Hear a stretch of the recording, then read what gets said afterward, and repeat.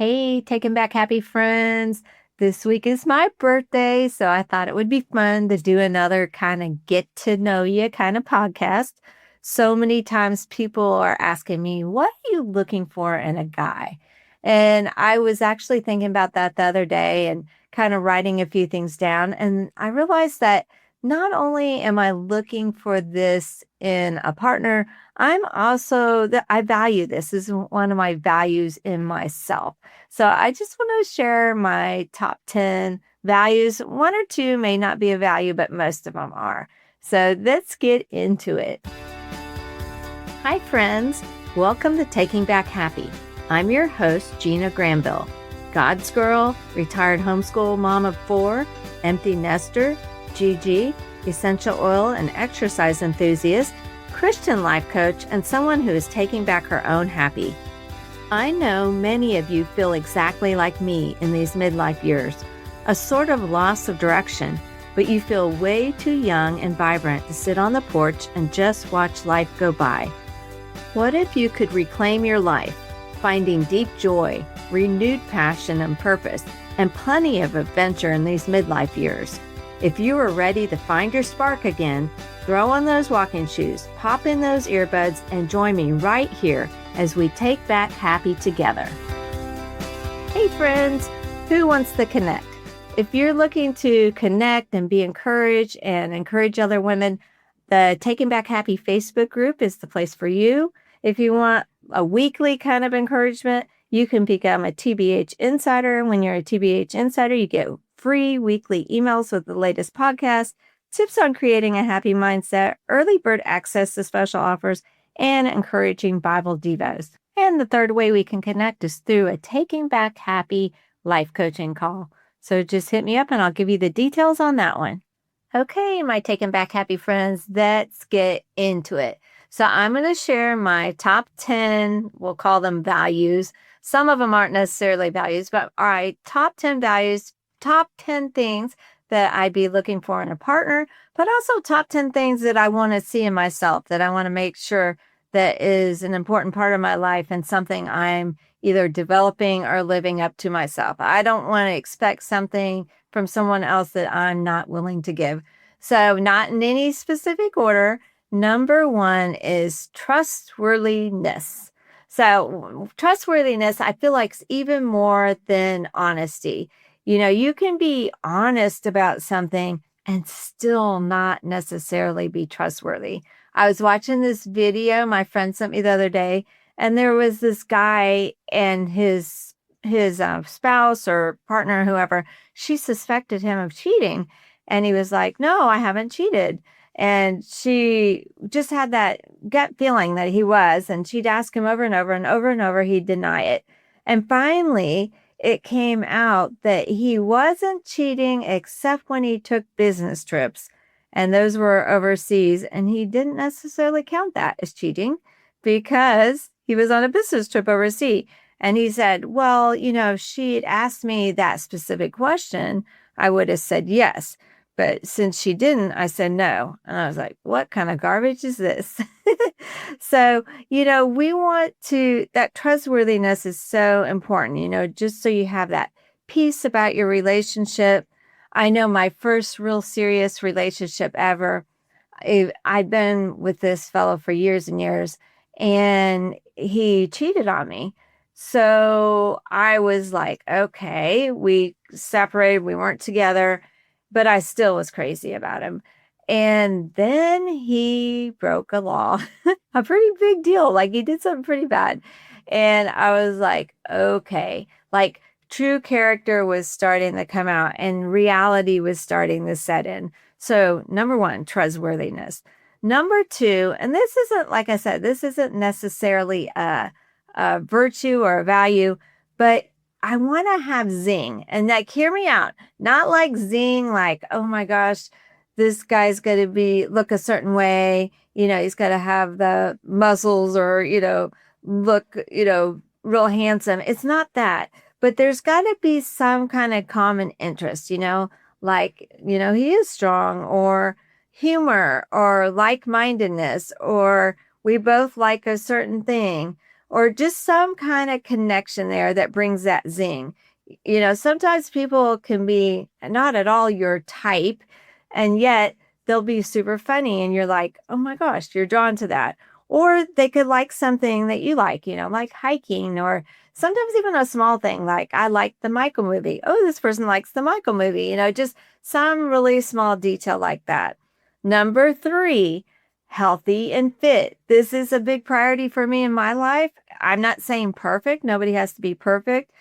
And it's not necessarily they have to be all built up or be buff or anything like that. I mean, it doesn't hurt, if you have a cut. No, I'm just kidding. But, someone that's conscious of that and they're actively pursuing their health, their food choices, their exercise, supplements, that they can actually do stuff, get on the ground and play with their grandkids, not a couch potato. So that's pretty important to me because that's an important part of my life. Number 4, faith, not church attendance. So, like an authentic Christian faith is really important to me. Is he pursuing a relationship with Christ? Is he not necessarily checking those boxes like a religious thing, like, oh, I did, I read my Bible, or, oh, I gave to the church, or, oh, I showed up in church, but someone that's really interested in the things of God. I know when the first date I ever went on after I had gotten divorced was with a guy that I knew from church. And he asked me to go out for coffee with him. And I was like, okay. And I felt safe because I knew him, because we both worked with the youth at church.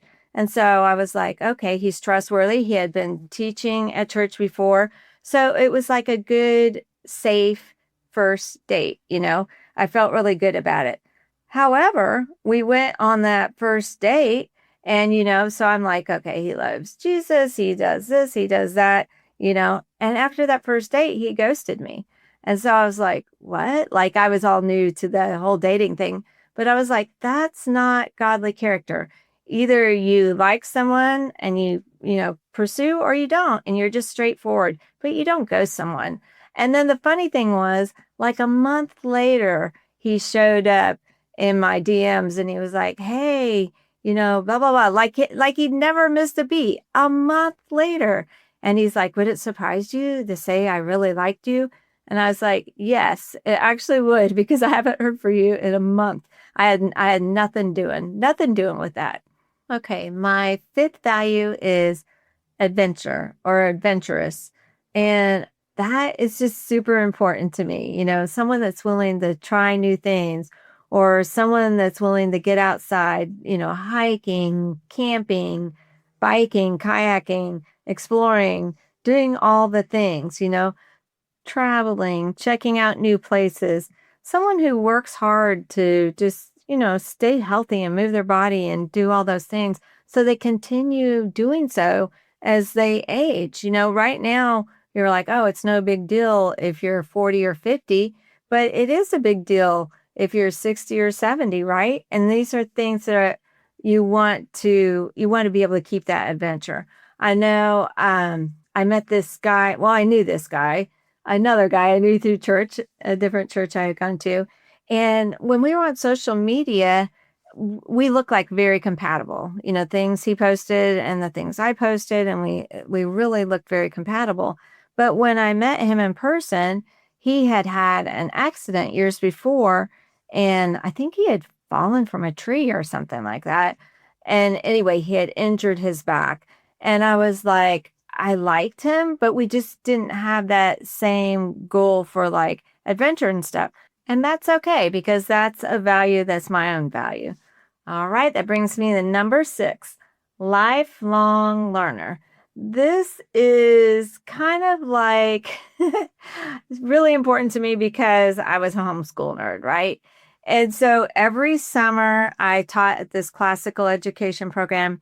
And every summer it was time for the parents, who were also the teachers, to be trained. And that was just like beat into our head, be a lifelong learner, be a lifelong learner. And there's, I don't necessarily mean in education or, college or classes or anything, but just being willing to learn new stuff and checking out new things and, I so many times I've done different things over the last few years, as far as like different courses, different training. I became a life coach. I did a master's life coaching. I did podcasts. I'm not saying there's a right or wrong way, but someone that's wanting to learn new things and they're not just happy where they're at, because there's always something new to learn, which is so cool. Number 7, prioritizing family relationships. This one can be really tricky, especially with grown kids, because you only control one side of a relationship. But I mean, the news is, yeah, even from the time you're like 2, 3 years old, you only control one side of a relationship. So you can't really make a person have a good relationship with you or even have a relationship with you. But what I'm talking about here is pursuing, even if you have some kind of thing that has separated you, or, they look to your past and man, I could have been a better parent or whatever. There's some kind of thing that's been messed up in the past. It's such a gift to have that relationship with like grown kids and, all extended family. So I would just say, not that you can make someone love you or you can make someone be in a relationship with you, but just be willing to never give up. Even if you're being rejected, even if it's hurting your feelings, just keep pushing through and never give up. Prioritize that family relationship. The 8th value is a hard worker or someone who's responsible. So not necessarily like, oh, they have the best job, or it could even be someone that's already retired, but how are they working? How are they serving? How are they showing up? What are they doing in their own home, in their own job? Are they volunteering at church? Are they willing to be responsible and work hard? Is their yes a yes and their no a no? I feel like that's really, really important, because that's important to me. I want my yes to be yes and my no to be no. And I want to be known for doing a good job at whatever I put my mind to. All right, number 9. My 9th value is laughter. Laughter and humor. Laughter and humor can go a long way. I love to laugh. I'm just going to say that right now. I love to laugh. That's one of my favorite things to do, is just to be with my friends and hang out, my family, and my grandson. He's always has me in stitches. But just to be free to be myself. And I feel like humor really can do that. Laughter can really do that. There's like a freedom there that you find nowhere else. And humor can get you through some tough times too. Let me be clear here though. I don't mean like sarcastic humor. I do not like sarcastic humor. I do not like put downs. One of my best friends in college, she was dating this guy for years, and I mean, he was a nice guy and everything, but I just didn't like him because he always made these jokes, but she was kind of like the butt of the joke, or it was at her expense, or it was kind of like, even though it was all in humor, it was a put down, and it just like makes me cringe. I do not like that. Okay, and number 10, drum roll. The last one on my list is someone who is generous, someone who is giving. Someone who looks around themselves and they see a need and they want to meet the need. We can't ever outgive God, but He is a really good example to us of how to be generous, how to be caring, how to be giving. And I'm not just talking about financial giving or money or anything like that, but like giving your time, being fully present, doing those sort of things where you are like, you are all in, you are 100% in, you're generous with your time, you're generous with your money, you're generous with your focus, all those sort of things. That is super important to me. I've been blessed with amazing son-in-law and daughters-in-law, but I have one particular daughter-in-law that is just so good at this.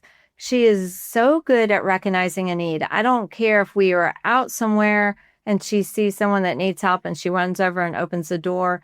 I don't care if she's just listening to someone and she's just focused in on what they need. I don't care if she's giving her time, making something from scratch. She is super great at being generous and being giving. I definitely want to be like her when I grow up. Okay, my Taking Back Happy friends. I hope you enjoyed my top 10 values. I thought it would be kind of fun this time through for just a little different get to know me kind of birthday celebration. But just as a recap, the first one was trustworthiness. The second one was zing, meaning connection, a point of connection. The third one was healthy and fit, big priority in my life. The fourth one was faith, not church attendance. The fifth one was being adventurous, big value in my life. I look forward to every time that I get to go on a new adventure. Number 6 was being a lifelong learner. Number 7, prioritizing relationships with family.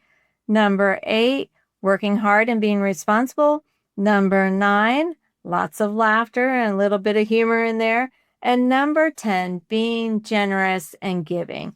So I don't know. Let me know. Do you feel like I'm over the top? Is this list like too much for a prospective partner? Is this too much for myself? I don't think it's too much for myself because these are my values in my life. I'd love to hear what yours are. Feel free to share them with me in the Facebook group. And until next time, my friends, let's keep taking back happy together. If this podcast blessed and encouraged you today, I'd love for you to share it with your friends. You can take a screenshot and share it in your stories, but make sure you tag me at Gina Granville so we can connect. You can find me on Facebook, Instagram, and TikTok. Make sure you join my Taking Back Happy Facebook group. I'll meet you back here soon, and we'll continue taking back happy together.